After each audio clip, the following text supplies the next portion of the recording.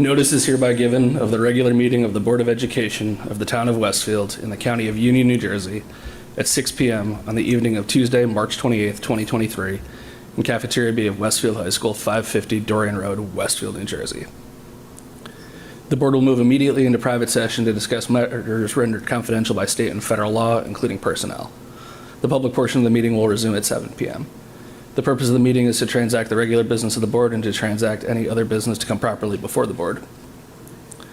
This is to advise the general public and to instruct that it be recorded in the minutes that in compliance with Chapter 231 of the Public Laws of 1975, entitled the Open Public Meetings Act, the Westfield School Board on Thursday, March 23rd, 2023, caused to be posted at the office of the Board of Education located at 302 Elm Street, Westfield, New Jersey, and delivered to the Westfield Leader, the Star Ledger, the Westfield Library, Town Clerk of Westfield, Tap into Westfield, and Patch.com. A meeting notice setting forth the time, date, and location of this meeting. Patty, can we have a roll call? Sahar Aziz. Rob Bonaccio. Michael Beelan. Here. Kent Diamond. Here. Brendan Galligan. Here. Layla Morelli. Here. Sonal Patel. Here. Kristen Sonic-Schmeltz. Mary Wickens. Here.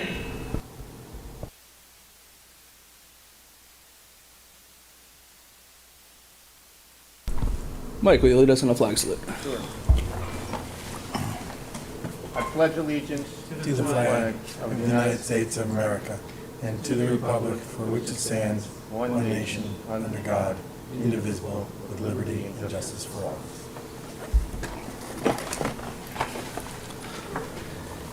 Thank you, Mike.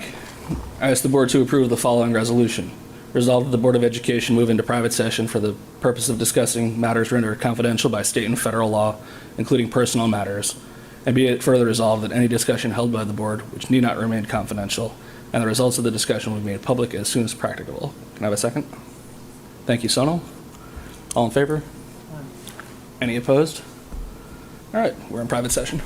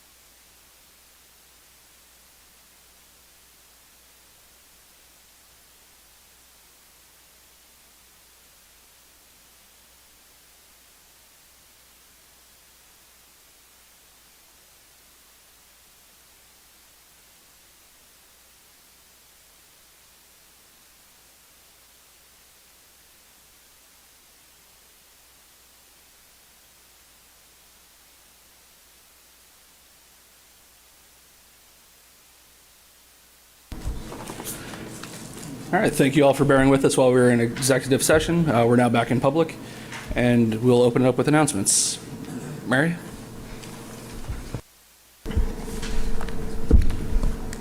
Thank you.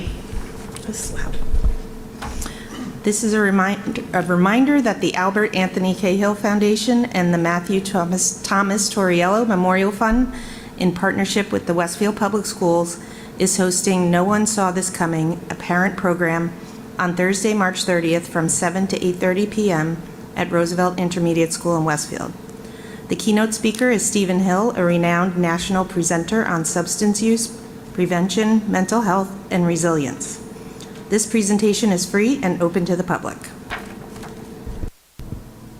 Thank you, Mary. Sonal? The Rotary Club of Westfield is accepting nominations for the 30th Annual Charles Philhauer Fellowship Award, which recognizes an outstanding full-time educator in grades pre-K through 5 in the Westfield Public Schools. Additionally, the Rotary Club is introducing the first annual Wayman Steengraff Award to recognize full-time employees of the Westfield Public Schools who are not certified teachers. The deadline to submit a nomination for both awards is Friday, April 14th, 2023. Submission instructions and online forms are available under the news section on the district and school websites. Thank you, Sonal. Layla? Congratulations to the cast, crew, directors, and parent volunteers who worked so hard on this year's spring musicals. The Edison and Roosevelt theater departments presented Cinderella the Musical and Grease, the school version, respectively, while the Westfield High School theater department presented Sunday in the Park with George. Each performance was well attended by enthusiastic audiences, and all productions provided students with the opportunity to grow in roles both on stage and backstage. Thank you, Ken. On March 25th, the Westfield High School Choral Choralers participated in the Roxbury High School Invitational Choral Festival in the concert, jazz, and solo categories. Choral director John Bruzowski says, "The festival featured many outstanding choirs and soloists from New Jersey and Pennsylvania and was a wonderful way for our students to be immersed in a competitive, educational, and fun experience." Please read the music honors on the news section of the district and school websites, which includes a list of the many awards and recognitions our student vocalists received at the festival. And second, all Westfield Public Schools will be closed for spring break from Monday, April 3rd to Friday, April 7th. Schools also will be closed on Monday, April 10th for an unused snow day. Enjoy. Thank you, Kent. Rob? How do I follow that one? 4 intermediate school student musicians will perform with the All-State Intermediate Orchestra. Mai Kim, 8th grade violin, Lilia Duval, 7th grade violin, Justin Wu, 8th grade cello, and Ria Satwalaker, grade 6 violin. These talented students auditioned against fellow Region Orchestra students statewide for this prestigious honor. Congratulations to Mai, Lilia, Justin, and Ria, and to Edison and Roosevelt Orchestra directors Amanda Gant and Bryce Freeman. Each year, in recognition of Women's History Month, third graders at Washington Elementary School research and write a biography about an influential woman in history. To celebrate and showcase their work, the students invite a special person in their lives to a tea party. This year, the annual Women's Tea received a surprise visitor, Dr. Angelica Allen McMillan, Acting Commissioner of the New Jersey Department of Education. We thank Dr. Allen McMillan for visiting and sharing in this special writing celebration. Thank you. Congratulations to the Westfield High School Symphonic Band and Wind Ensemble, who traveled to the Region 2 Concert Band Festival hosted by the Central Jersey Music Education Association on March 22nd. The Symphonic Band received the top gold rating for just the 3rd time in school history. The Wind Ensemble received the gold rating for the 10th consecutive year, and for the 4th time was also selected for the annual New Jersey State Band Gala, which honors the top 12 bands statewide. Special thanks to Westfield High School Board band directors Trevor Sindorf and Christopher Vitale. Thank you. Mike? The next regular public meeting of the Board of Education will be on Thursday, April 20th in Cafeteria B at Westfield High School beginning at 7 p.m. Please note that this is a change from the original meeting date of April 18th. We look forward to welcoming our state and sectional champion winter athletic teams. The meeting will be live streamed via the district YouTube channel, which viewers can access on the board tab on the district website. The complete agenda will be available on Tuesday, April 18th, also on the board tab. And with that, I turn the meeting over to Dr. Gonzalez. Thank you. I just want to piggyback off of Mr. Diamond's reference to our April 10th closure due to the unused inclement weather days. I do want to highlight that on March 21st, I sent an email out to families to let them know that we are anticipating the entire bank of 3 unused days to be applied to this year's calendar. So I do want to remind folks that April 10th would be the return of one of those days, and provided that we do not utilize the other days, we would also have no school on May 26th and May 30th as well. So all of those dates are included on the school calendar. So in the event that you forget them or are unsure of whether or not school will be open on those days, it is listed on the bottom of that calendar. In addition, I'd like to also take advantage of the opportunity during my report this evening to talk about our community engagement dates that we've scheduled for public presentations and opportunities for inquiry by members of the public on our 2023-2024 school district operating budget. These in-person and remote sessions are great opportunities for residents to learn more about the budget and to have their questions answered. The schedule has been shared in our principals' weekly newsletters and PTO newsletters, on the district's social media accounts, on the district and school websites, and elsewhere throughout the community. We begin this week with 2 virtual sessions tomorrow, March 29th, and Thursday, March 30th, from 7:30 to 8:30 p.m. And while these 2 first sessions are designated for the elementary PTOs, all are welcome to attend the session that works best for them. Visit the website for the schedule and links to the remote sessions, and feel free to reach out to our School and Community Relations Coordinator, Marianne McGann, at mcgann@westfieldnjk12.org with any questions. And once again, I truly want to encourage any member of the public who has not had the opportunity to witness the presentations or has an interest in asking additional questions about what they are seeing. They are free and encouraged to join any or all of the presentations if they desire, in person or remote. Last but not least, for my presentation this evening, I'd like to take the opportunity to once again present with our business administrator, Patricia Ramos, our 23-24 school district operating budget as part of our budget hearing presentation this evening. Of course, all of our presentations remain posted on our website.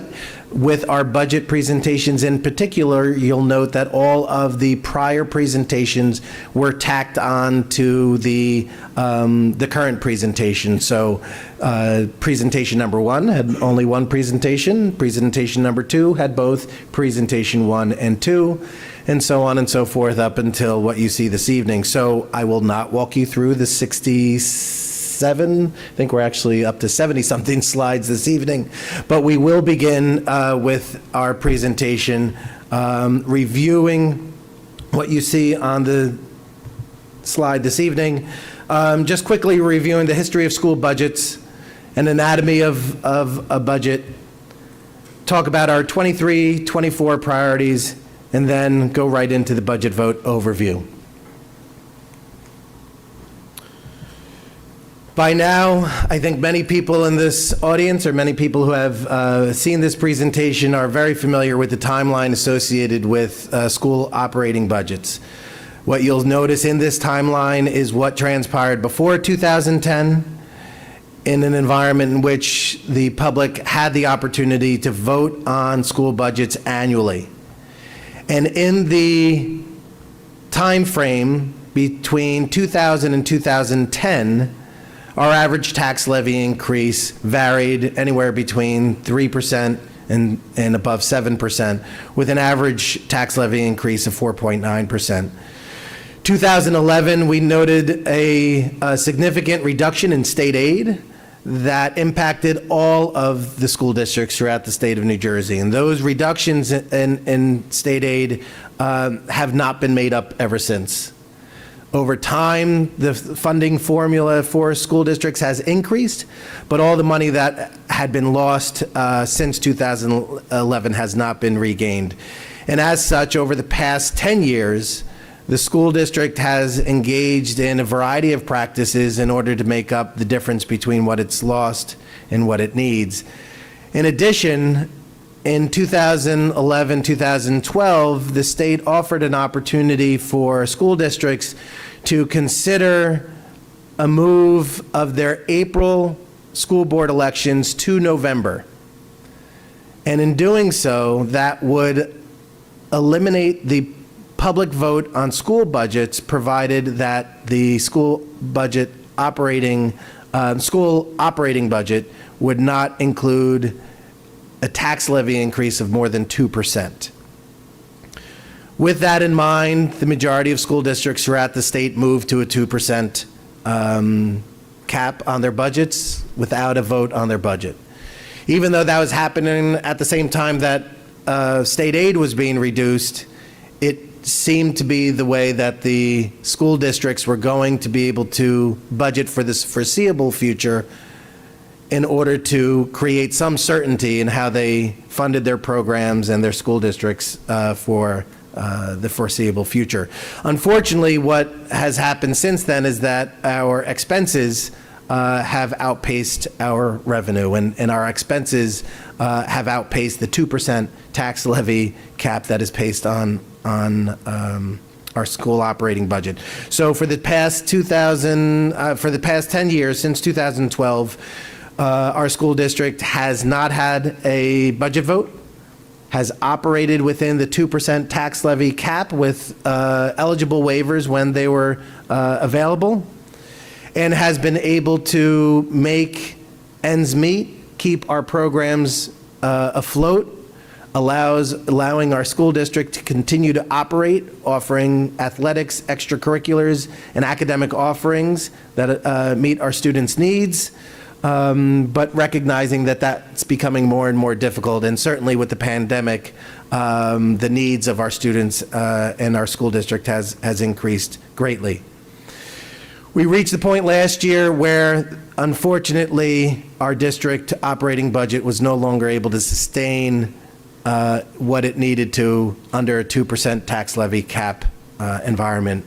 And as a result, last year, as we all recall, the school budget involved reductions of staff in order to meet our balanced budget needs. And then by June, in order to avoid that from ever happening again, it was a decision made, recommended by the administration and supported by the board via a vote, to then move the school board elections back to April, along with giving the community the opportunity to now weigh in on the operating budget through their vote on the tax levy each year. In 2023-24, what we are presenting is a budget that will be able to take into account the tax levy, the eligible adjustments, as well as any state aid that we receive, in order for us to be able to maintain our current programming, current staffing, and moving forward, even start to build on those programs as well.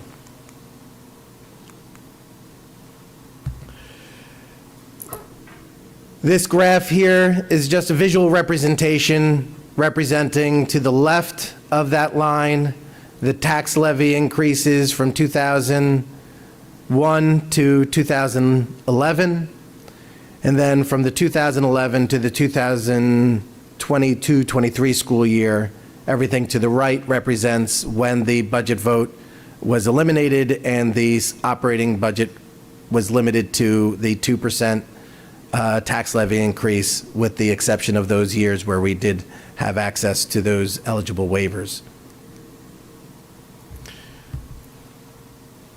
Last year, without any waivers available to us, and with the increase in state aid received, we still found ourselves over $2.3 million over our cap, meaning that we were not able to sustain our expenses with the allowable maximum tax levy increase based upon our parameters last year.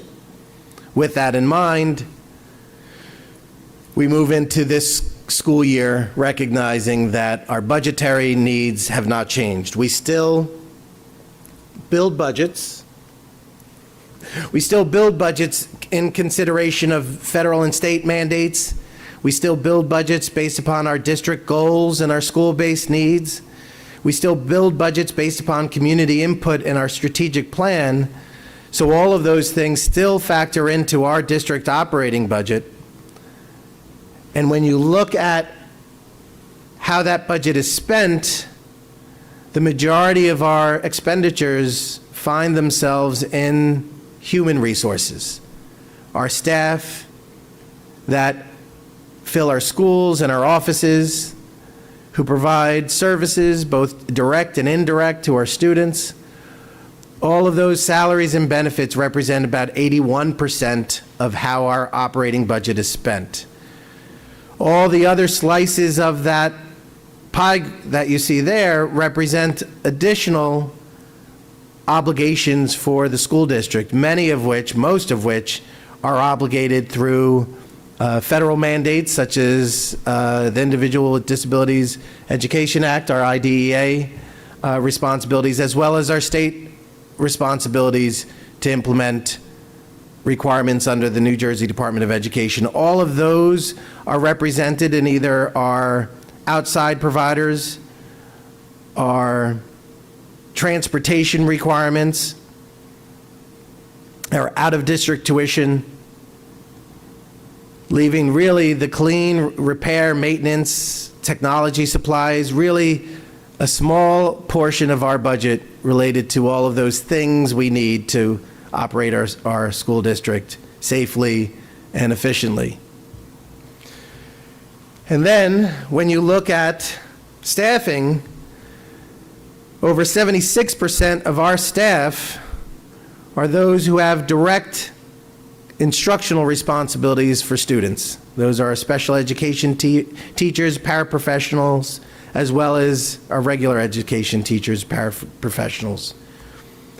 The remaining staff members can be found in offices and departments such as our maintenance and technology departments, who operate our infrastructure, keep our schools clean, keep our buildings lights on and heat working, as well as those support services such as nurses, guidance counselors, librarians, and others who contribute to the educational experience for our students.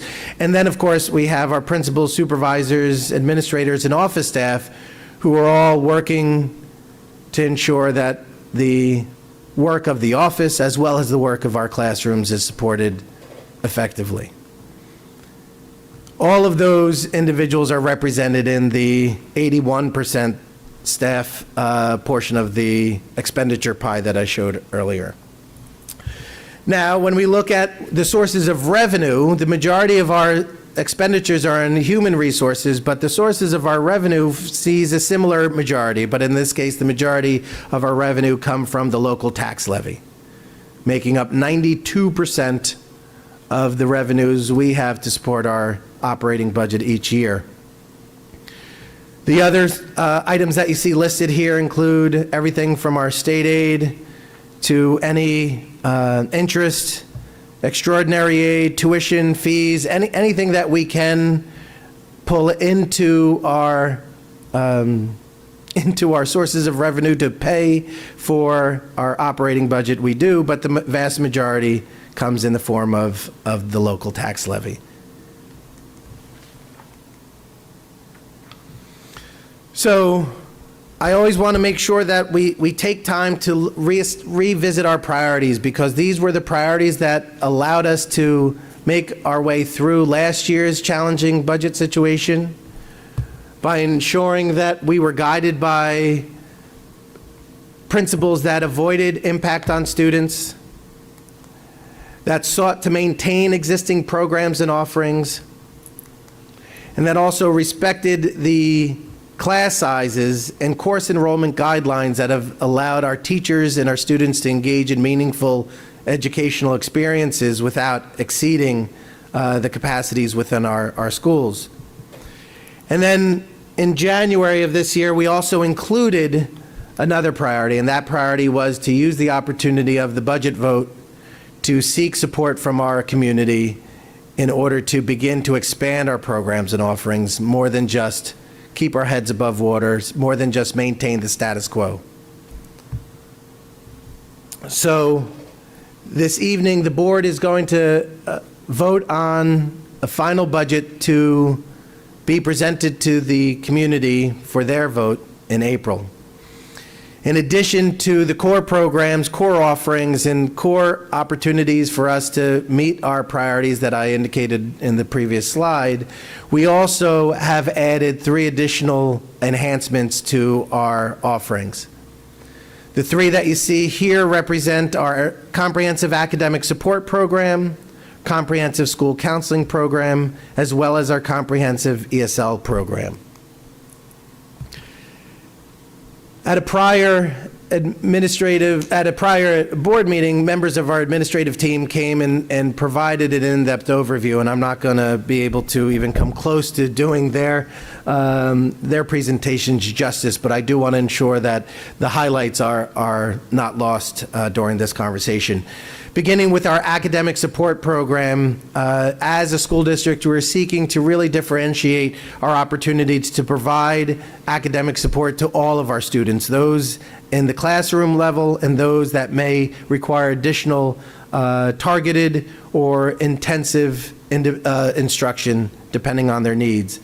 And in order to provide a robust academic support program, we need to be able to ensure that we have sufficient individuals who are available and trained to be able to provide those services.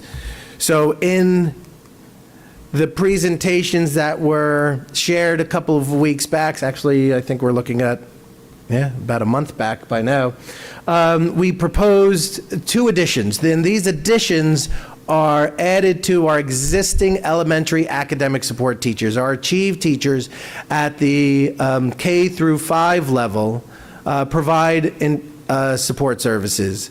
What we would be looking at is adding at Lincoln School to their existing half-time interventionists, we would be looking to add an additional half-time status in order to make that position a full-time intervention teacher to support more students at Lincoln Elementary School. We would also seek to reinstate some of the interventionists that had been introduced to our intermediate schools when we had COVID relief funds available to us. Those COVID relief funds allowed us to introduce interventionists at the intermediate school to complement our existing 3/5 of a reading interventionist, but unfortunately last year, when those funds dried up and we weren't able to sustain it in the operating budget, those needed interventionists were no longer available. So we're seeking to reinstate those so that we can add an additional 4.8 interventionist positions in total, so that at each school we could have 2 full-time ELA and 1 full-time math interventionist who would be able to provide support to students at each intermediate school on a more regular basis, as well as providing supports to our classroom teachers as well. In addition to our academic support teachers, we are also incorporating into our enhancements and expansions for this coming school year additional teachers who support our English language learners. Since 2019, the number of English language learners has doubled in our school district, and as a result, our needs have grown but our resources have not. So through the operating budget, as the mandated program, the ESL services are considered mandated programs, we would not be able to list them in a second question. We have to include them and incorporate them into the operating budget. We are seeking to add 3 additional full-time ESL teachers that would allow us to provide ESL services in all of our schools to meet the needs of our English language learners without requiring them to have to go to schools outside of their neighborhood home school. It also not only increases the opportunities for them to learn in their home school, but it also increases the amount of ESL instruction that they receive as well. And in doing so, adding those additional teachers allows us to create a more comprehensive approach to how we support our English language learners, kindergarten through high school.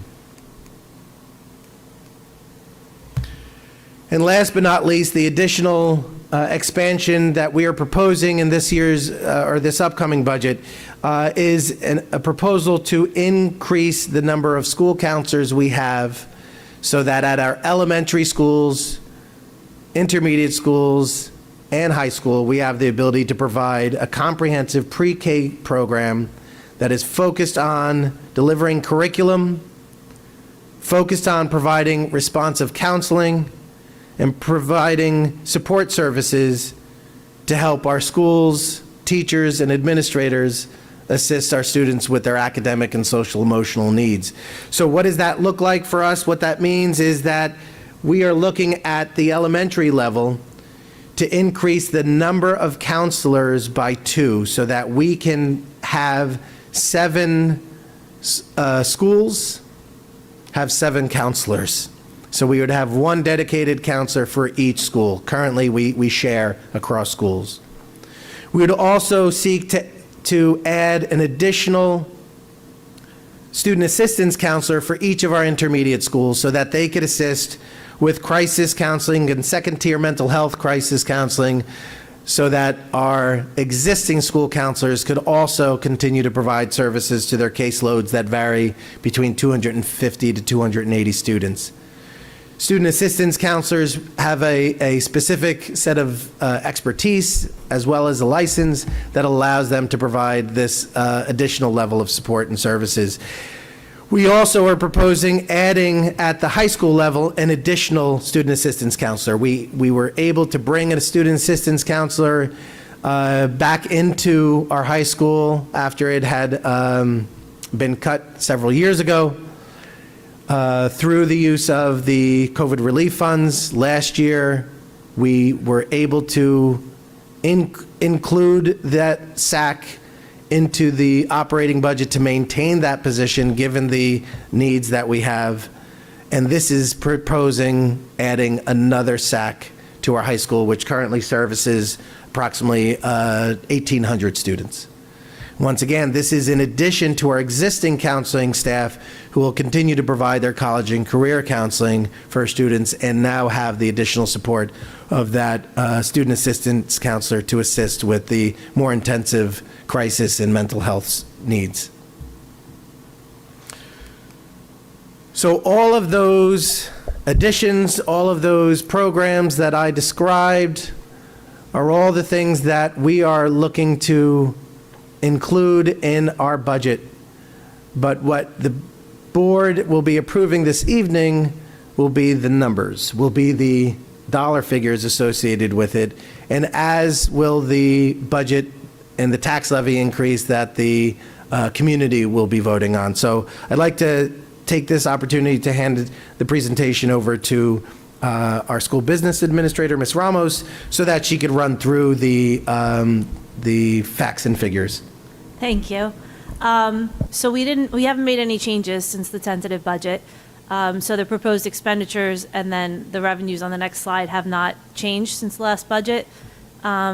So really, if you go to the next slide, the revenues, you'll see what we're going to be voting on. The proposed tax levy in question 1 will be the $111,882,749.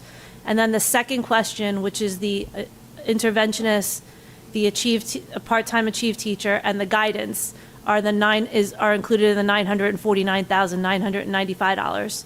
The ESL teachers, as Ray said, are required, so they are in question 1. We were able to move, so throughout, if you've been to all the budget meetings or watched, you've seen as this has changed over each presentation, and we were able to move current staff members back into question 1.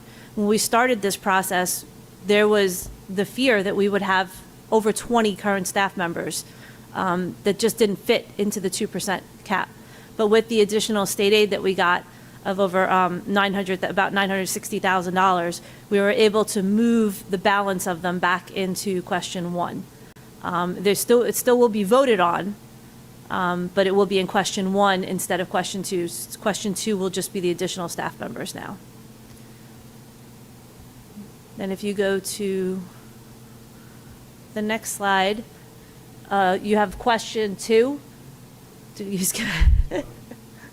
So this slide shows the breakdown of the tax levy increase. So when we started this again, we could not fit everything. We knew right away. Dana knew last year and was already presenting that we were not going to be able to fit the budget into the 2% cap. This slide has again changed over the course of the last few months as more information has come in. As we got the health adjustment, which we weren't sure we were going to get to go over the 2% cap. Then when state aid came in, it changed again. So now, as of final tonight, it's 3.95% is the tax increase in question 1, and 0.89% is the tax increase in question 2. And then now we go into what are the questions going to look like? These will be approved by the board tonight for submission to the county tomorrow so that they can begin to print the ballots. It is a quick turnaround for these ballots, obviously, because it's already the end of March, and they need, so tomorrow, hopefully, if everything gets approved tonight, I will be submitting it to the county to begin the printing. So question 1 will read, resolved that there should be raised for the general fund $882,749 for the ensuing school year 23-24. Then question 2 is resolved that there should be raised an additional $949,995, and that includes all of the positions that Ray has gone through that will be added. And then it has to list that approval of these taxes will result in a permanent increase to the tax base, which means that next year our 2%, or now we're going to a vote, so we're not really held to the 2% anymore, but our 2% will be based on that, the total including that. So it is an important distinction to make. And then we also have to put in that these proposed additional expenditures are in addition to those necessary to achieve the New Jersey student learning standards, which basically is saying that we're not putting anything mandatory in the second question. We weren't allowed to put transportation costs out of district tuition. Anything mandated by the state, we could not put into the second question. And then we get down into the tax impact.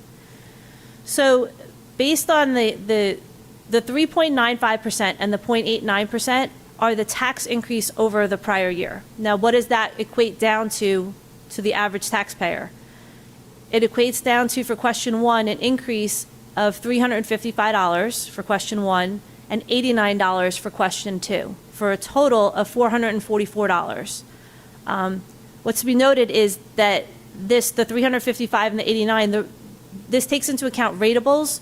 So the whole township has, everyone's houses are assessed. So if that number goes up in any given year, the taxes are spread out amongst everyone. So if you calculated the 3.95%, the 355 is a little bit less than that because ratables did go up this year. So the top is the 3.95% and the 0.89% are based on last year's tax levy to this year's tax levy. But then when you break it down to the average taxpayer, it is slightly less than that because the ratables went up.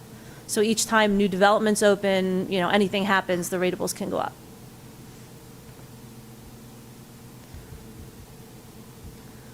And then, yeah. So that concludes our presentation this evening to accompany our budget vote and our budget hearing.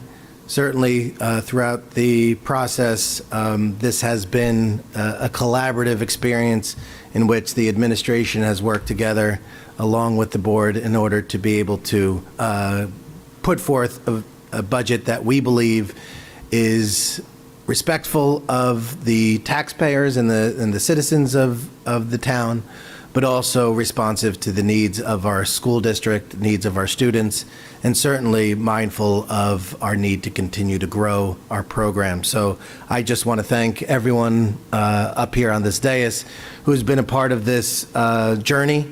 Having gone through what we went through last year, I vowed that I would not want to ever have to do that again. It doesn't change the fact that our jobs are difficult and our challenges are great, but it certainly opens up the opportunity now for members of our community to join us in doing what we need to in order to ensure that our students receive the best education possible. So thank you, and that concludes our presentation this evening. Thank you, Dr. Gonzalez. Any questions or comments from board members on the budget? Just, Patty, thank you to your office for all the work you did to pull this together, and the fact that we were able to condense question 2 down to just additional staff members makes it a lot easier to explain to the public what we're doing, and makes it so we're not trying to force an issue with existing staff at the same time. But thank you. Brendan, I do have a question.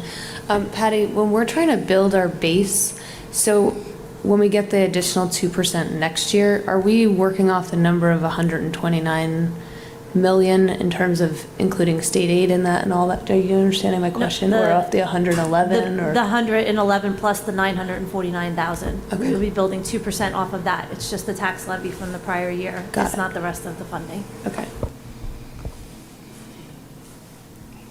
That is why question 2 does say that it would be a permanent increase to the tax base. It's specified, so we would be able to build that into the 2%. Thank you. All right. Patrick, do you have a report for us tonight? I do have one tonight. With the start of the new season, many Westfield student athletes have started their new spring season. This includes baseball, softball, boys and girls lacrosse, track and field, golf, boys tennis, and boys volleyball. Westfield High School also introduced girls flag football this year, which has already become a very popular sport. We wish all the athletic teams the best of luck as they look to start a successful season ahead. To follow all games and read up on all teams, make sure to check highscisports.com, which is an online publication specifically devoted towards sports news, commitments, and game-specific articles. And it's ran 100% by students. The spring musical happened last weekend and was a major success. The Board of Education would like to congratulate all the students who made that show such a success and congratulate them for an outstanding performance. This week at the high school is the annual week of service in memory of former principal Dr. Derek Nelson, which brings multiple fundraisers and community and international outreaches to Westfield High School and the Westfield community. This week, the student government is planning on donating over 1,000 individual toiletry bags to local shelters.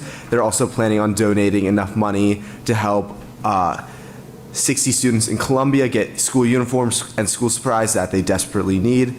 They will also be collecting books for local organizations and will be fundraising through the Wounded Warrior Foundation in honor of Dr. Nelson.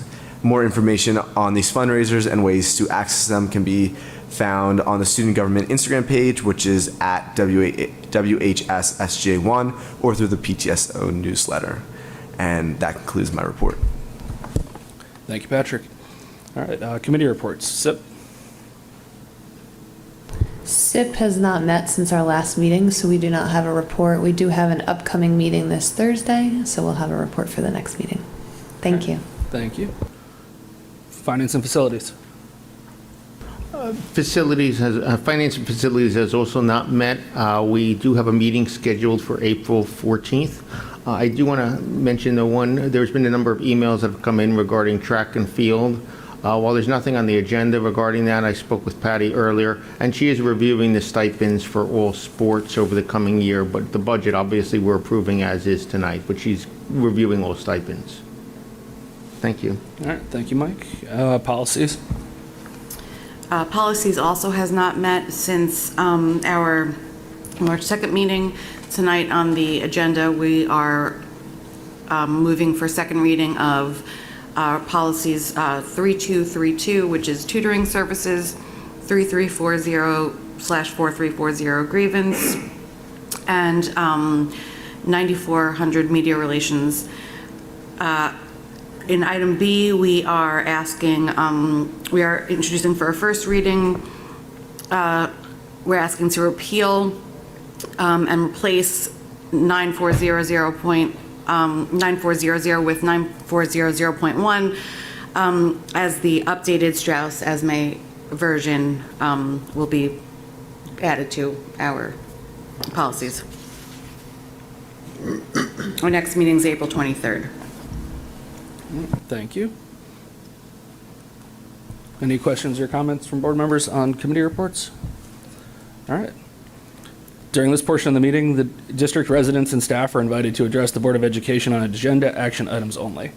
The board requests that individuals state their name and address for the record, the specific action items they're commenting on, and asks that all remarks be directed to the board president or designee and not to individual board members or staff. The board asks that members of the public be courteous and mindful of the rights of other individuals when speaking. Specifically, comments regarding personnel matters are discouraged and cannot be responded to by the board. Students and employees have specific legal rights afforded by the laws of New Jersey, and the board bears no responsibility nor will be liable for any comments made by members of the public. If a matter concerning a district staff member is of interest or concern to a resident, the matter should be referred to the responsible building principal, the superintendent of schools, or the Board of Education, either by telephone, letter, or email. Although the board may not respond to items raised during the public forum, all public comments will be considered. Each speaker's statement will be limited to a maximum of 3 minutes in duration. If you'd like to address us on action items tonight, please come to the podium.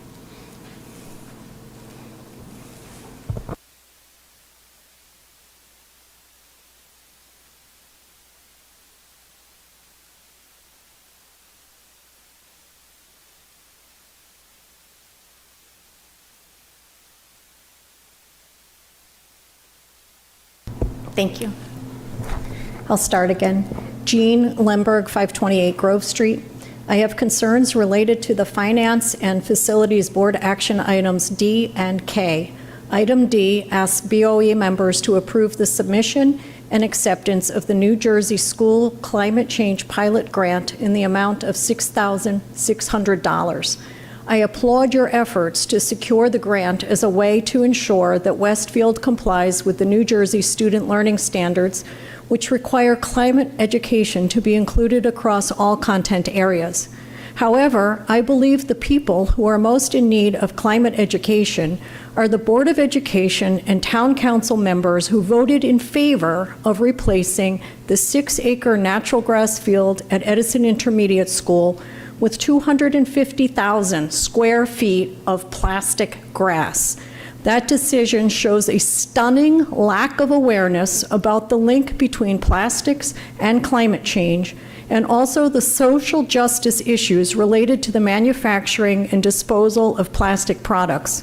I urge you to use the grant money to enroll in Beyond Plastics Pollution, a 7-week online class offered by Bennington College and taught by Judith Enck via Zoom on Wednesdays from 7 to 9 p.m. Eastern Standard Time, beginning on April 19th. Professor Enck served as a regional administrator with the U.S. EPA during the Obama administration and founded Beyond Plastics in 2019 to end plastic pollution through education, advocacy, and institutional change. It is only $100 to audit the class, so each of you, all of the school principals, VPs, and administrators could take the class, as well as the athletic director, trainers, classroom teachers who double as coaches, and the student athletes who took to the podium to beg you for artificial turf. Item K.3 asks you to accept a $90,000 donation from the Lincoln School PTO for the purchase and installation of new playground equipment at Lincoln Early Childhood Learning Center's playgrounds. The Lincoln School PTO did a fantastic job of raising awareness of the need for more inclusive playground equipment and the funds to make that new equipment a reality at Lincoln School. I hope that as you accept this very generous donation, that you will stipulate that the playground surface beneath the equipment must continue to be organic, biodegradable wood chips and not a synthetic material, such as the poured-in-place surface at Mindowaskin Park, which is already degrading and is hazardous for people and our shared planet. Thank you. Thank you.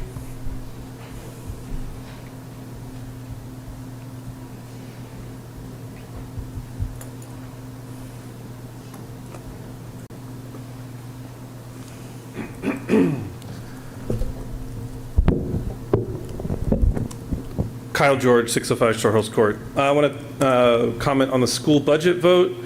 That's an action item tonight. So I appreciate the transparency on the budget. You've definitely done a bunch of presentations.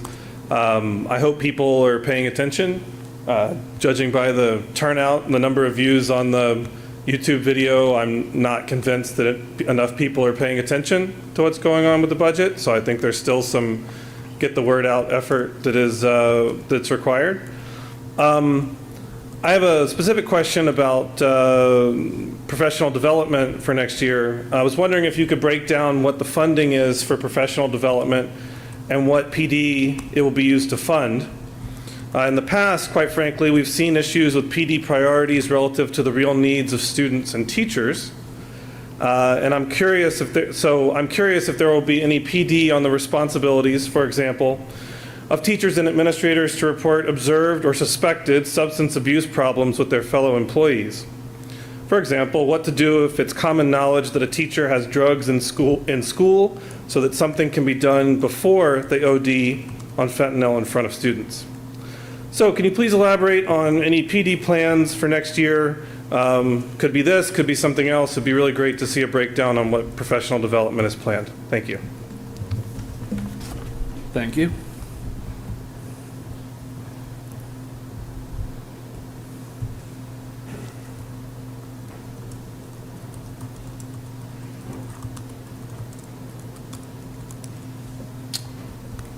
Good evening, Brian Crawford, 795 Knollwood Terrace. I have a few questions that I still don't really have answers to as a voter with respect to this budget. What is the strategy that the budget ladders up to? I'm not familiar with any organization that puts a budget out there without a strategy that the budget is supposed to support. How are we allocating the budget across the curriculum, athletics, non-athletic activities? What are we funding more, less, the same, and why? How many counselors should we have? What is optimal? How many interventionists should we have? What is optimal? What percentage of the budget are state and federal mandates, and what are those mandates? Can you break that out for us? What are the budget assumptions with respect to inflation and interest rates for next year? What is your alumni engagement strategy to garner additional funding? Do you have an alumni engagement strategy? Thank you.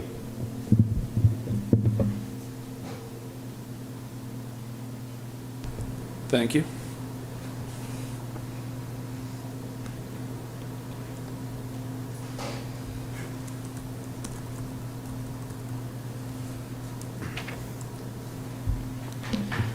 Good evening, Greg Lemberg, 528 Grove Street. 1 year ago, a $2.3 million shortfall in the school budget was announced, which resulted in several teacher and staff layoffs. This was both highly unfortunate and completely avoidable. Teachers' well-deserved salary increases were running around 3%, and healthcare costs have been rising at mid to high single-digit levels for years.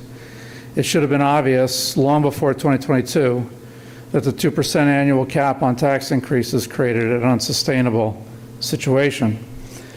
It was like being run over by a glacier. You could see the danger coming, had plenty of time to get impacted teachers and staff out of harm's way, but you let them get run over anyway. The decision to put the school budget to a public vote should have been made years earlier, before people's lives were upended. What I found particularly ironic is that as the announcement of the budget shortfall loomed, the district's long-term capital plan dated February 2022 included a $4.7 million investment to install plastic grass fields at Westfield High School next summer. Such an expenditure would have added hundreds of thousands of dollars to an already strained budget, from payments for the bonds, accrual for funds to replace the field in 10 years, and annual testing and maintenance. As an example, the long overdue renovations at Kaler Stadium cost over $3 million just a few years earlier. The word judgment comes to mind. Judgment is defined by Webster's as the process of forming an opinion or evaluation by discerning and comparing. To discern is to recognize or identify as separate and distinct. The example cited in Webster's is discern right from wrong. Why would there be a plan to balloon the budget on such a frivolous and potentially dangerous and destructive expense?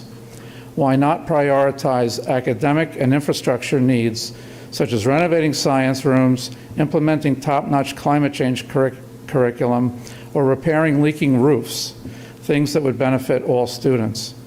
In my opinion, this board has shown poor judgment in managing the budget. Your decision to allow the town to destroy Edison property with toxic plastic grass, putting the health of our environment and the students and residents of Westfield at risk, was another failure in judgment. I'm sorry to say that I've lost faith in this board. Thank you. Thank you.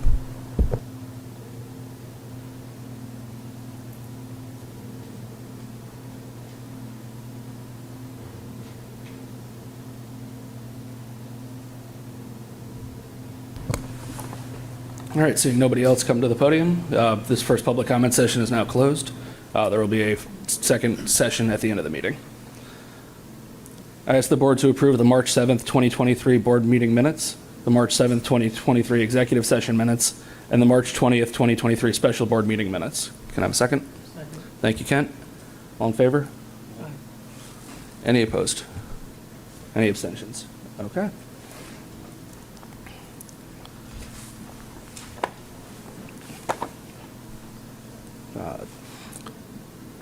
I ask the board to approve governance item number, or letter A. This is to affirm the superintendent's decision in the attached HIB incidents for the reasons set forth therein. Can I have a second? Thank you, Sonal. All right.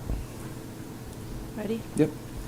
Sahar Aziz, Rob Bonaccio, Yes. Michael Beelan, Yes. Kent Diamond, Yes. Brendan Galligan, Yes. Layla Morelli, Sonal Patel, Yes. Kristen Sonic-Schmelz, Yes. Mary Wickens. Yes. Thank you. Personnel?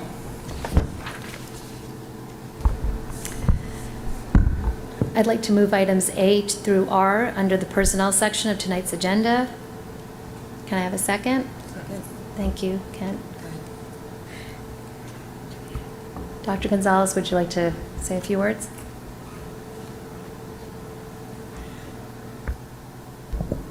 Yes. Tonight, I am announcing the retirements of staff members who have given a total of 88 years of service to Westfield students, beginning with Nancy Babbitt. Nancy Babbitt is completing 39 years of teaching and coaching in the district. As the adaptive physical education teacher, Nancy has worked in 9 of our 10 schools where her patience, encouragement, and sense of humor are valuable assets in connecting with the youngest students with disabilities to experience success in physical education. Nancy works closely with the related services physical therapists to implement strategies that assist her students with increasing mobility and agility. Each year, Nancy runs a tournament of champions for her pre-K students who love every moment of their big event. Additionally, Nancy has been a highly successful and beloved field hockey coach, where she led her middle school students to a greater understanding of the fundamentals of the sport and the importance of teamwork. Next up, Jan Fine. For the last 22 years, Jan Fine has been an integral member of the high school's counseling department. Her expertise has been invaluable for students with special needs and those in the high school's unique programs such as Bridge and Prep. She works with unyielding dedication to help her students navigate their 4 years at the high school and to find the right road to travel following graduation. Her thorough knowledge of her students and their disabilities enables her to create a counseling plan for each of them that is individualized and supports their academic as well as their social and emotional needs. She is a trusted and deeply respected resource for her colleagues and has served on multiple school and district committees where her insights always make a difference. Terry McManus. Terry has enjoyed her 13 years in Westfield, first as a paraprofessional at Washington School and then as a secretary at the high school, and most recently as the secretary who supports Edison's assistant principal. Her consistently positive attitude and welcoming presence are assets to the workings of a busy main office, and her strong organizational skills helped her Washington students while she assisted them and are equally as beneficial for the administrators she has worked with. She is an outstanding team player who happily collaborates with her colleagues. Paul Pinero has been a Westfield assistant superintendent for curriculum instruction and program for 11 years. He leads a highly successful team of subject supervisors and, with them, has implemented comprehensive professional development in critical areas such as STEM and social emotional learning. Working with elementary administrators, Paul oversaw the development of a standards-based report card for grades 1 through 5, where they completed the time-consuming task of creating supporting rubrics for the report cards.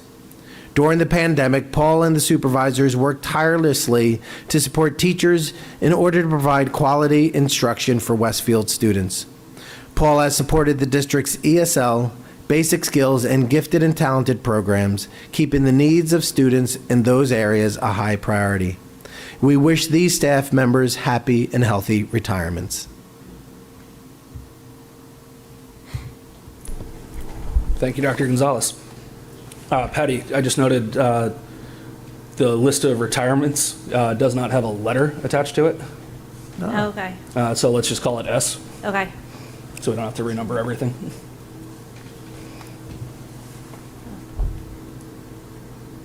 Okay.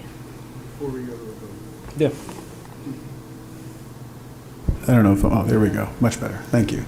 I just, we had time for budget discussion, but since we're voting on it, and then after hearing from the public, I just wanted to just throw a few things out there, on it.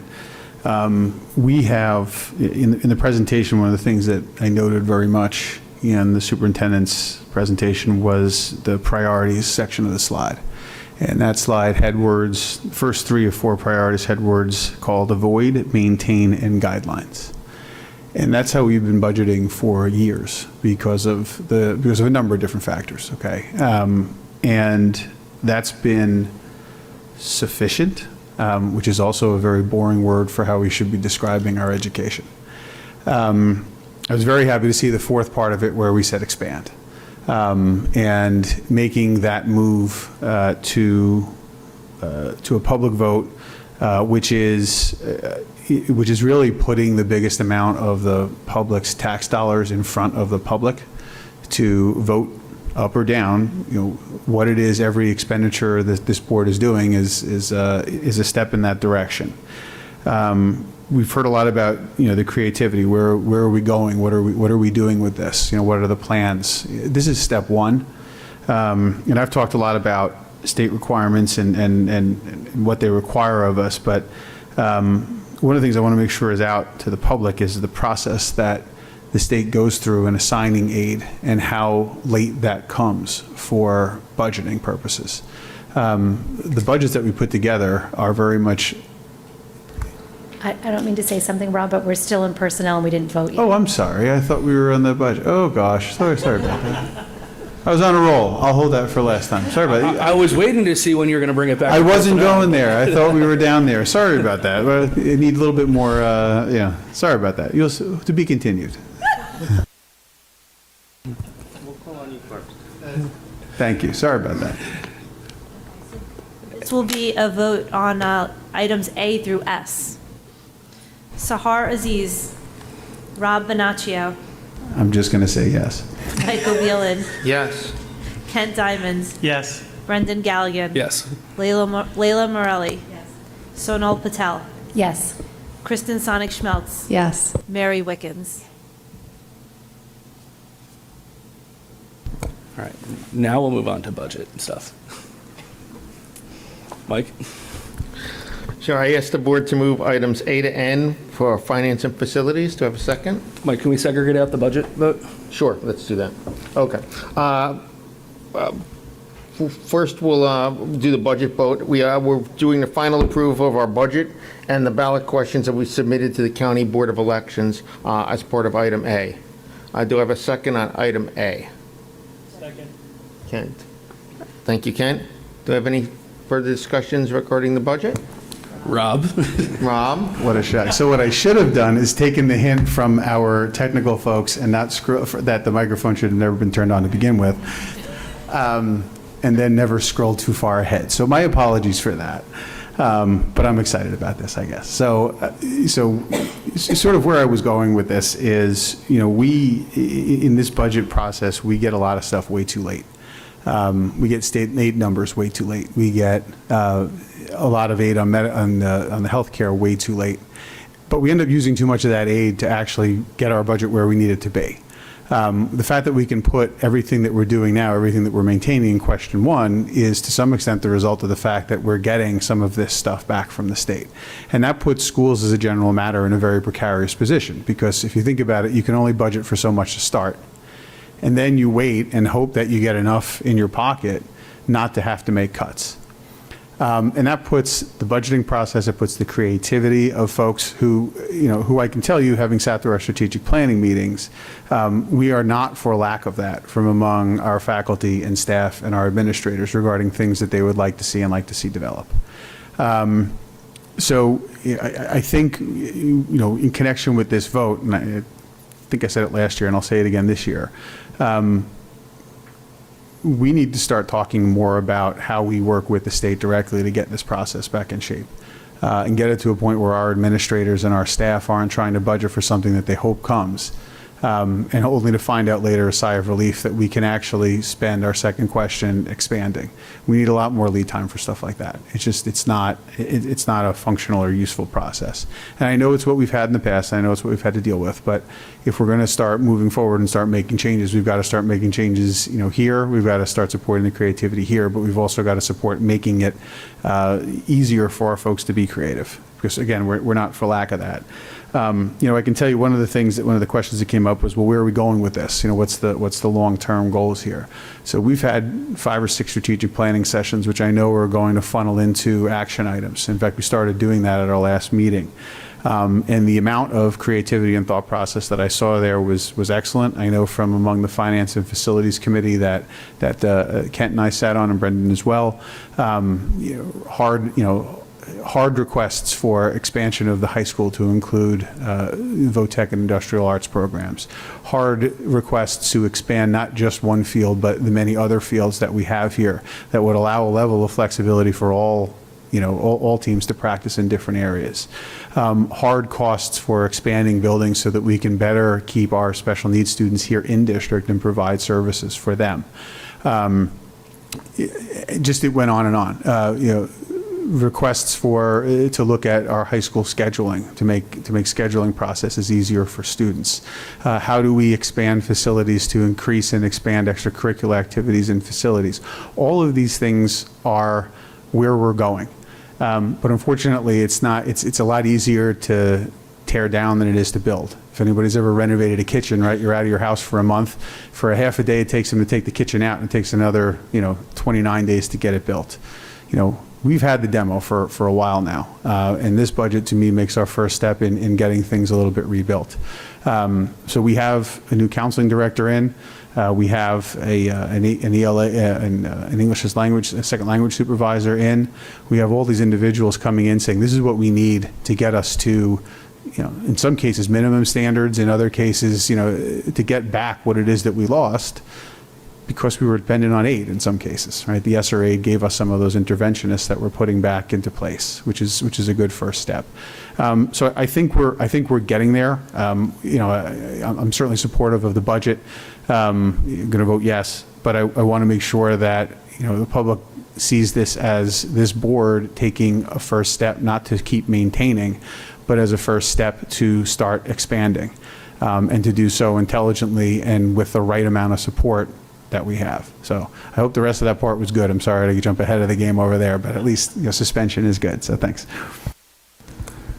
Thank you, Rob. Since it was the public budget hearing, I don't know if you wanted me to address anything that had come up. Please.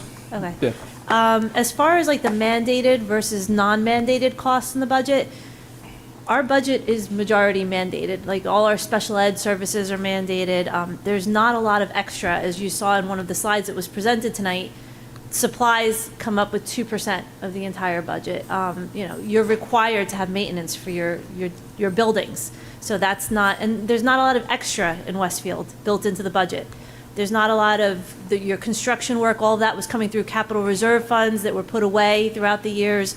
There's not a lot of discretionary funding in your budget because of the cuts over all the years with the 2%, which is why you got to where you were last year.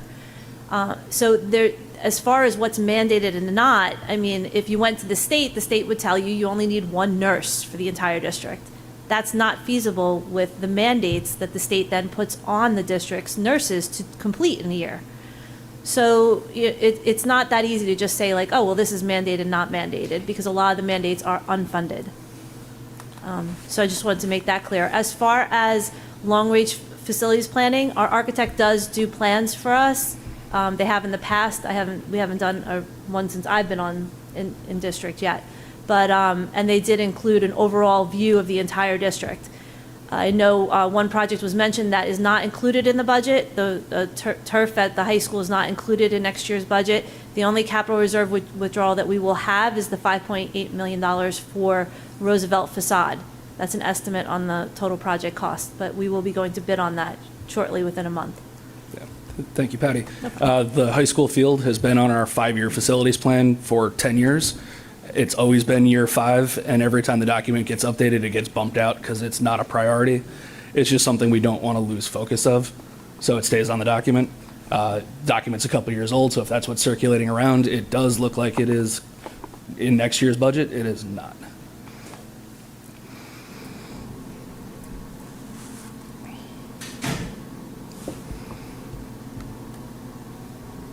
All right, are we ready? Any other comments on the? Yeah. The comment, it's come up frequently. What are we doing next? What's our path going forward? And we've had those conversations. Why didn't we do more this year? Well, we don't have the space for more people. We don't have the supervision for more staff. We don't have the programs in place to hire people. There are things that we'd love to be able to do in this district. We're not ready for them. No matter, as good as they are, we're not there yet. So we do have the foundation of a plan going forward, but we're not there yet. And I think that's a good thing. This is the first time we're going back to the voters in 13 years. We don't know what the town's, what the electorate's going to support. So I think it's good that we're taking a somewhat conservative approach. I mean, it's a large ask regardless, but we're not asking for too much, I hope, and I hope the voters will support it.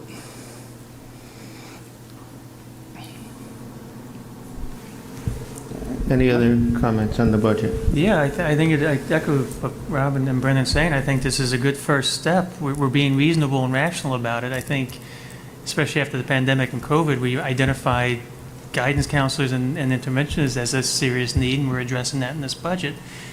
And they coupled with the strategy meetings that Rob referenced, we had 6 of them so far. So we're not just throwing darts and saying we need this, this, and this. We're trying to be reasonable and have a plan. So when we build next year's budget, we can say, well, we have the strategy plan. So this is where we want to be 1 year out, 2 years out. We're building the roadmap now instead of just saying, oh, let's just ask for $20 million this year, and do it willy-nilly. We want to be methodical about it.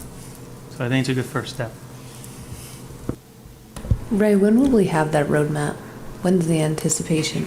I'm just curious, just so the public knows. It's 8:33 now, give or take. I hope to be able to present to the board the goals and objectives prior to the end of the school year, so that we then would have the ability to then use the summer to turn those goals and objectives into more detailed action plans. But we want to make sure that we have consensus on those before we go further.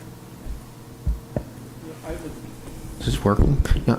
I've attended a number of strategic planning meetings over the past number of months, and the district is using a very methodical process to prioritize what direction we should go in. So as Kent had mentioned, it's not just being done willy-nilly. There is a full plan that's being put in place, and I think we're going to see over the fruits of this over the next couple of years, where we can determine what our priorities are, whether it's full-day pre-K or STEM or other initiatives that have been discussed at this table.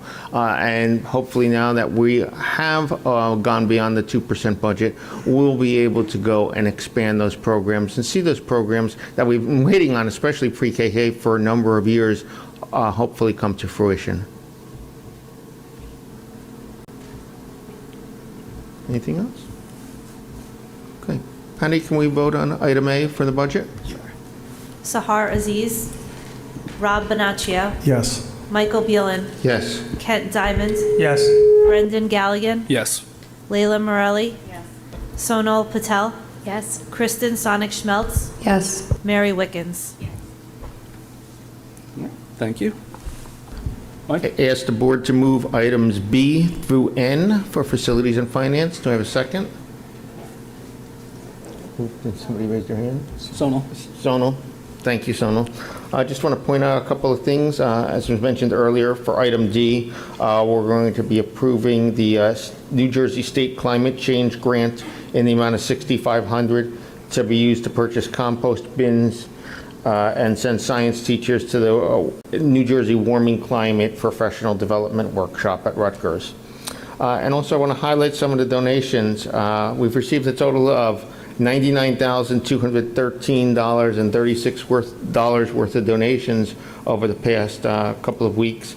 Westfield High School PTSO has donated $418 to purchase a chair, which will be awarded to the teacher at Senior Awards Night. The Westfield Booster Association has donated $1,484.99 to purchase baseball tarps for the Edison Intermediate School baseball field. The Big Central Football Conference via the New York Jets has donated $6,666.67 for the girls' flag football club at Westfield High School. The Lincoln PTSO has donated $90,000 for the purchase and installation of new playground equipment at the Lincoln Early Childhood Learning Center playgrounds. And finally, the Lincoln PTSO has donated $643.70 to purchase supplies for a rock garden at the Lincoln Early Child Learning Center. And to date, we've received total donations of nearly $250,000. To give you the exact number, it's $249,722.48. I'd like to just thank everyone that, in whatever way they've contributed to support these programs. It's greatly appreciated. Mike, is that the school year or the calendar year? That's actually through starting in 2022, the calendar year. Okay. And if I could just make one comment, the donation from the Jets for $6,666.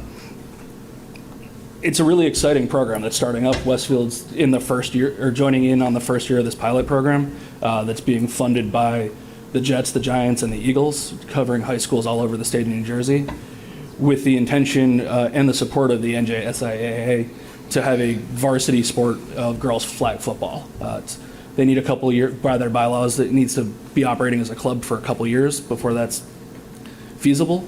But by 2025, girls football will be a varsity sport in New Jersey. Any questions or comments regarding this? Okay. Patty, can we vote on B through N? Sure. Sahar Aziz, Rob Bonaccio, Yes. Michael Beelen, Yes. Kent Diamond, Yes. Brendan Galligan, Yes. Layla Morelli, Yes. Sonal Patel, Yes. Kristen Sonic Schmeltz, Yes. Mary Wickens. All right. SIP. Oh, sorry, policies. Jumped ahead. Sorry. We're okay? All right. I'd like to move items A and B under the policy section of tonight's agenda. Is there a second? Kristen? Any questions? No? Sahar Aziz, Rob Bonaccio, Yes. Michael Beelen, Yes. Kent Diamond, Yes. Brendan Galligan, Yes. Layla Morelli, Yes. Sonal Patel, Yes. Kristen Sonic Schmeltz, Yes. Mary Wickens. All right, thank you. Now we're on to SIP. I make a motion for the board to consider action items A through C under SIP today. A, ask the board to approve a series of practical arts courses for the first review. B, ask the board to approve the new Entre X course and a series of world languages curricula for the second reading. And C, ask the board to approve 3 field trips at WHS and 1 for Wilson. Can I get a second? Second. Ken? And does anyone have any questions? Okay, but can we vote? Sahar Aziz, Rob Bonaccio, Yes. Michael Beelen, Yes. Kent Diamond, Yes. Brendan Galligan, Yes. Layla Morelli, Sonal Patel, Yes. Kristen Sonic Schmeltz, Yes. Mary Wickens. All right. Ask the board to note the notes for the record. Any unfinished business? Any new business? Brendan, I have a couple of new business topics. Okay.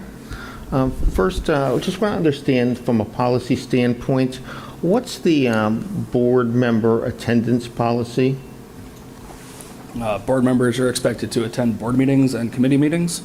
There is a state statute that allows us to remove a board member if they've been absent from 3 board meetings consecutively. And we have a bylaw 0145, I believe, that spells out the process that can happen. And is there any accommodation for religious accommodations? Does not specify. Okay, and just, I know I'm we sorry, had- just to clarify on that, it says absences without cause in that bylaws. Yes. Without good cause is the exact wording from the statute.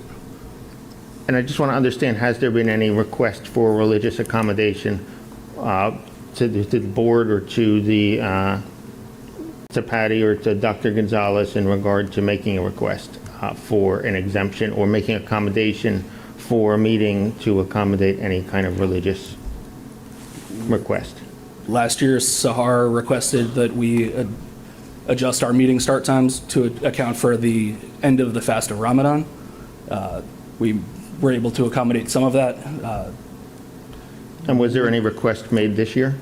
No. Okay, and then the second, No, there was. there was, There was a request? Yes, there was a request made in light of the conflict with Ramadan. The request was made to be able to make adjustments. Unfortunately, with an 8 o'clock mandated time, sunset would not allow an individual to break their fast, eat, and be able to attend a board meeting in order for us to start the board meeting at 8 o'clock. It just unfortunately is not, logistically possible given the time of year in which sunset takes place. I stand corrected. There was no request made to me, but. Okay, and one other follow-up question. There was also an ethics violation that came in for Sahar this evening. Is there a reason why the board was not notified of that? Was a private matter pending adjudication by the state. And if a board member has an ethics violation, can they still hold a leadership position on the board? It all depends what the commissioner decide, or the school ethics commission and the commissioner decide. There's no reason why somebody with a pending investigation can't, or a pending complaint can't continue pending the outcome of that process. When there's a final determination that's made public, but at this point, there's nothing. And do we have a timeline on this process at all? It can be as short as 2 months or as long as several years, depending on how complicated the process is. Okay. All right, thank you very much. All right, any other new business?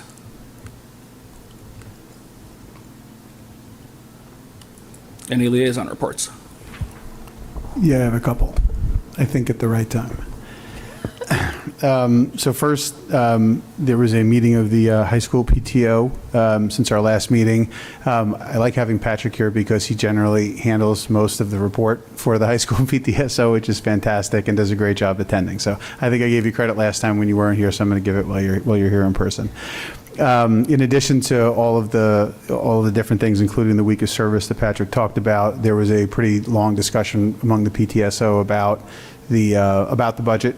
A lot of different questions coming up from among the board members there, and they echoed support for moving the counseling services in particular forward and for that addition. And also, wanted to see as much outreach as possible, and that board certainly pledged whatever help they could give us in making sure that those messages got out.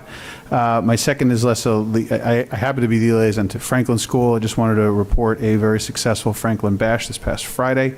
Thanks to Dr. Duncan, Mary McCabe, and many other faculty and staff who came to spend the evening with Franklin parents, and a special thanks to the Franklin PTSO for all the work they did in putting it together. Getting all that work together is not simple. So Allison Charles and her team did a really fantastic job. So I wanted to give them some notoriety and recognition for that.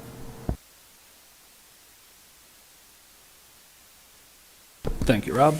Any other liaison reports tonight? I met with the Smockers PTO at their monthly meeting a few weeks ago. Towards the end, they asked me and Mr. Dokes to do a presentation on the budgets just to get them up to speed, since that was right after we got the updated state funding. So he and I tag team presented to the PTO officers. They had some questions, but it was all good. They're supportive. And then the following week, the PTO had their annual public meeting, which they asked me to attend. Mr. Dokes could not. And again, I gave a brief update on the budget, the process. They explained the 2 questions. They were engaged, they asked some good questions, but they understand better what we're looking for, what the process is, and it was a productive, good meeting, educational. Thanks. Thank you, Kent. Anybody else? Brandon? Yep. Yeah, just McKinley is going to have their PTO meeting on Tuesday, April 18th at 7 p.m. If any McKinley parents are interested in attending, we'll be discussing the school budget. Thank you, Mike. Brendan, I just wanted to thank the PTC Special Education Committee for organizing the annual Awareness Expo. I had the opportunity to attend it, and there was a lot of people there. I think people really enjoyed that it was back in person, which is a wonderful thing, and their presenters were wonderful. I learned a lot, so I wanted to thank them personally for the time that they put into organizing that. Thank you, Kristen. Anybody else? All right, we'll reopen public comment. During this portion of the meeting, members of the public are invited to address the Board of Education on any topic. The board requests that individuals state their name and address for the record and asks that all remarks be directed to the board president or designee. The board asks that members of the public be courteous and mindful of the rights of other individuals when speaking. Specifically, comments regarding personnel matters are discouraged and cannot be responded to by the board. Students and employees have specific legal rights afforded by the laws of New Jersey, and the board bears no responsibility nor will be liable for any comments made by members of the public. If a matter concerning a district staff member is of interest or concern to a resident, the matter should be referred to the responsible building principal, the superintendent of schools, or the Board of Education, either by telephone, letter, or email. Although the board may not respond to items raised during this public forum, all public comments will be considered, and each speaker's statement will be limited to 3 minutes in duration. Mr. Crawford?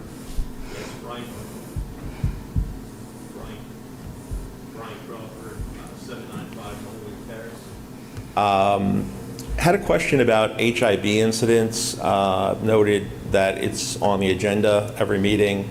The ones that you voted on to approve tonight, I believe, were from December, January, and February. And then further down, there was reporting on suspensions. And as a parent in the district, would love to know if trend data is available to parents in terms of year over year through the month of March. Are we trending up? Are we trending down? Are there schools that we're trending up in as opposed to other schools? Given the emphasis on social emotional learning and the results that are supposed to come from that, we should be seeing it trending down. And if we're not, I think parents need to know that. So if you could share that data or point us in the right direction to find that data, it would be very helpful. Thank you. Thank you.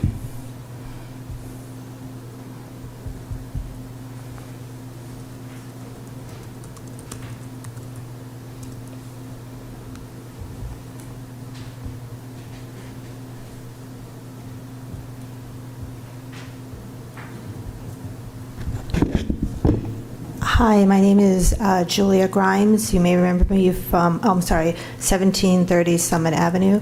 I presented some of this information at December's Board of Ed meeting, and I'm happy to hear Board Member Michael Balin making reference to it. I'm the current president of the Friends of Westfield Track. I'm a high school alumni from Westfield, and I've had 3 sons that have gone through the track program, and I'm again trying to draw attention to the lack of coaching for specifically the winter track and field. I'm happy to hear the reference that Michael Balin mentioned, that they may be looking at some of the stipend for the coaches, but just to draw attention to the numbers here. And hopefully you've heard some of the emails from some of the parents here. And just remember that the Westfield track and field program really highlights and meets the district's goal for inclusivity. To remind you, this is a non-cut program. It allows students with no experience, with different level of fitness, and are neurodiverse, all are able to find a home. Benefits, not surprisingly, are mental health, physical health, and increased academic achievements for all our students. Our season ended with state championships, a dozen All-American athletes, but it also was a wonderful opportunity for kids to develop and have personal bests in their performances. And as a number of them have been recruited for college performance. Not surprisingly, over 240 students went through this program. It is the largest in the state, and we only have 4 coaches. So that amounts to 1 coach for 60 students, student athletes. You understand what a coach is. A coach is an integral part of education. It's developing goal, direction, action. What we want to do is just request at least 3 coaches, each for the girls and the boys team. And with that in mind, we'll be able to provide a safe and effective ability to continue to meet the missions of this program, which is to provide a safe opportunity and a program that's inclusive to both boys and girls after school in the winter months. Thank you for your time.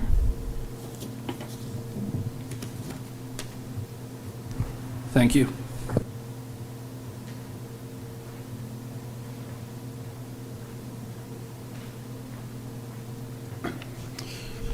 My name's Mark O'Neill. I'm at 56 Manitou Circle, Westfield. I have a son in 9th grade who was in the cross-country and the winter track program. I'm just kind of piggybacking off what Julia said. I sent a letter in, and the gist of the letter was the safety aspect of that many kids practicing, playing, learning sports and so forth.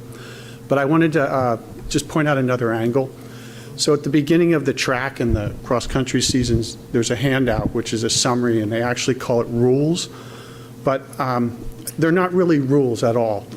It might have been provided to you before, and I can provide copies. But on the first page, what it is a bunch of principles, and none of the principles define success as winning or achieving in athletics. The principles that it lays out include things like this: being a good citizen, proper personal conduct, proper and effective communication, dispute resolution, respecting your classmates, teachers, competitors, and everyone else, your online conduct, consistently showing up, committing to the larger group beyond yourself, giving your best effort, positive attitude and body language, accepting and learning from criticism, not complaining, contributing to the team and others, and older kids teaching and helping younger ones. And that's only the first page. I won't read you the second page, but there's a lot of interesting things on the second page.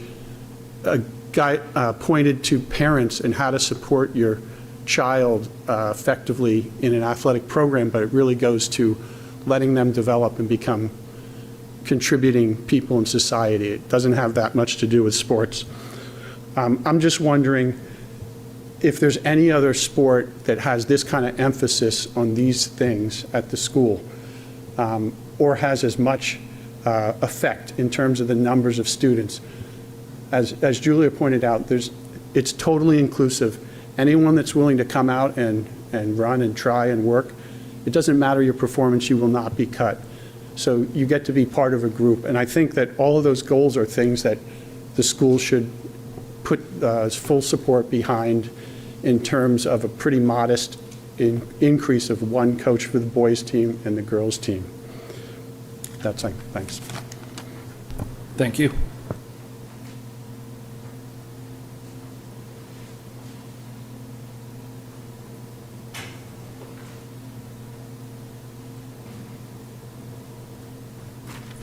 Jean Lemberg, 528 Grove Street.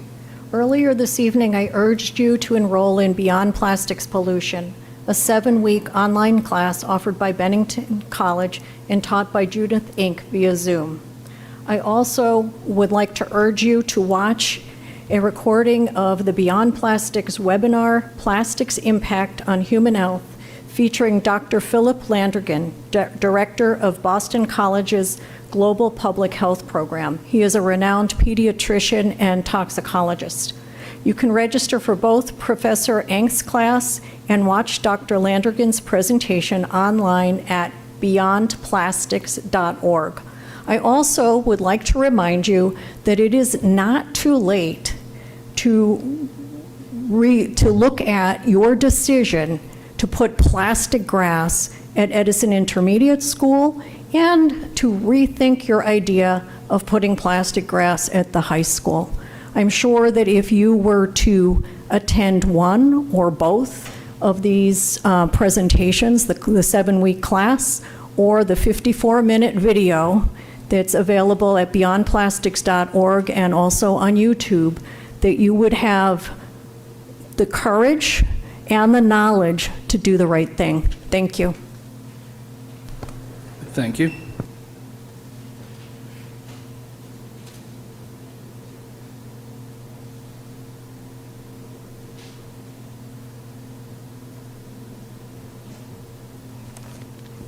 Good evening, Colette Walsh, 24 Sandra Circle. My daughter is a 6th grader at Roosevelt Intermediate School, and she was a participant in the fall and spring musical. I just wanted to let you know what the impact does to the budget impact does to those kids who are participating in these programs. The lack of staff available for the Roosevelt productions was appalling. Understanding that Mr. Getman fielded many emails and phone calls from the parents. I'm just here to describe to you what occurred behind the scenes. it went beyond sort of what I would consider typical drama of putting a program together. The students were left on their own to figure things out, from the crew to the dancers to the singers. There was lack of planning and rehearsals. There was no communication to the parents. The email list, I just want to emphasize this, the email list, the lead's parent was not on any of the distribution lists the entire way until she got a hold of someone who was sending them out the Wednesday before the Thursday performance. It's just antithesis of or an example of the lack of communication between the parents. The tryouts, from the tryouts to the curtain call, it was chaos and disorganized, much like my rambling up here, sorry. What amounted to basically crowd control of the kids in the back while certain performers were on stage. The kids were getting yelled at by other kids, they were getting yelled at by their peers. There's one alleged assault that occurred behind the stage. There were so many parents upset with what occurred that so many said never again. And that's a sad state when you have so many kids who are interested in participating in our programs, but we don't have the funding to properly advise and communicate what's expected to the children and to the parents. I came here today not to talk about personnel actions. I understand Mr. Getman is dealing with many issues that were raised to him, but I wanted to raise your attention to the impact of the students based on the budget cuts. Thank you. Thank you.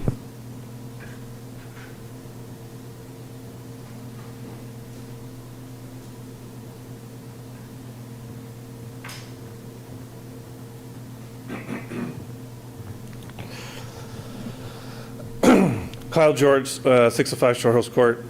Another BOE meeting, more anti-Israel tweets by VP Aziz to bring to your attention.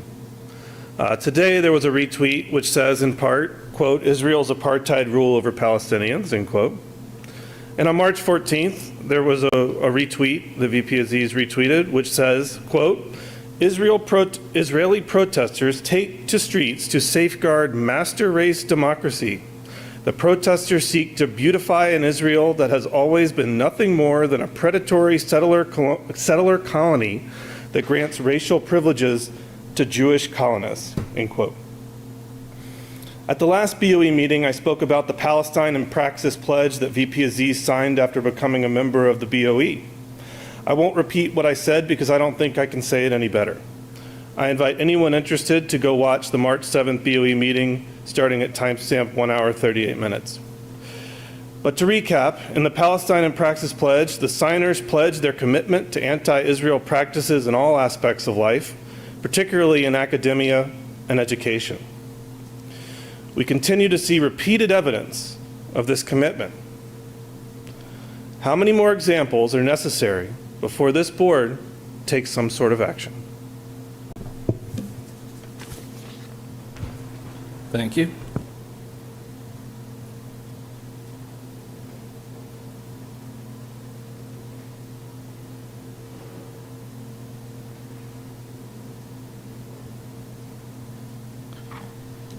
Greg Lemberg, 528 Grove Street.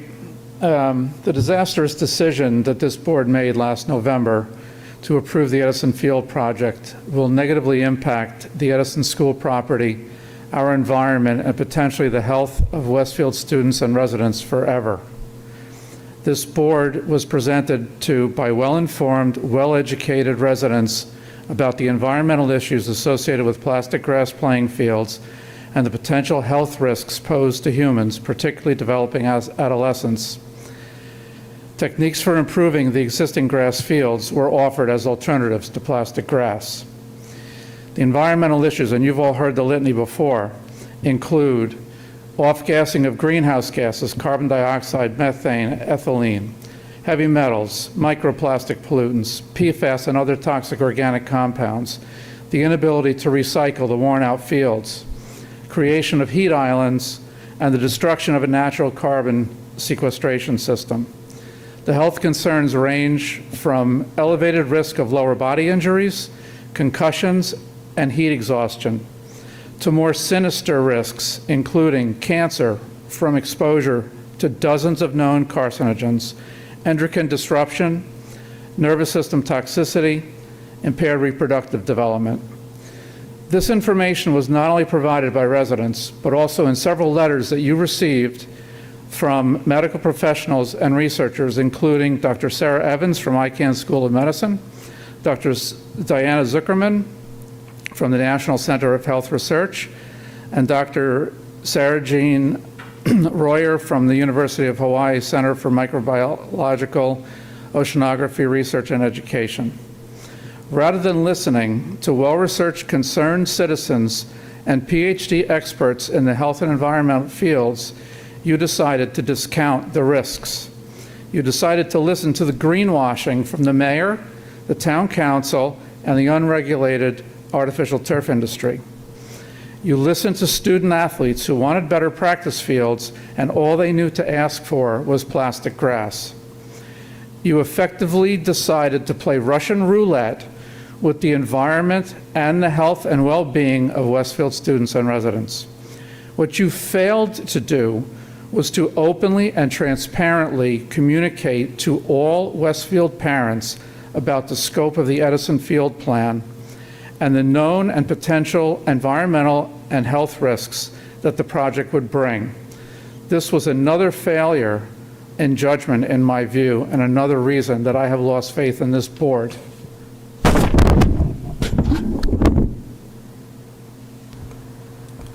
Thank you.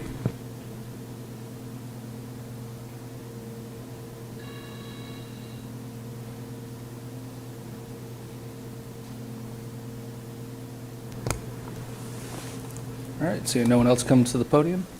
Dr. Gonzalez, is there anything you'd like to address? Just a couple of items. With regards to our HIB data, we do have a semi-annual report that we provide regarding our safety and security data submissions. Included in that is data that provides the number of incidents that include violence, vandalism, substance, weapons, and HIB that are confirmed, as well as alleged HIB. It's embedded in there. So that doesn't get into the disaggregated HIB data, but that is a publicly available report that you could look at. February 7th was the most recent report, and it's in the attachments for that particular meeting. But as I mentioned, that is done semi-annually for each school year. I would also say that, especially in this current school year, we have moved to an electronic management system for our HIB data, so that in the past we haven't been able to analyze the data in a way that we now have the ability to look at, both from a standpoint of incidents, confirmed, alleged, as well as motivations and other key categories. So it would be something that we would be able to look at year over year moving forward, but we just implemented that management system this year for the first time.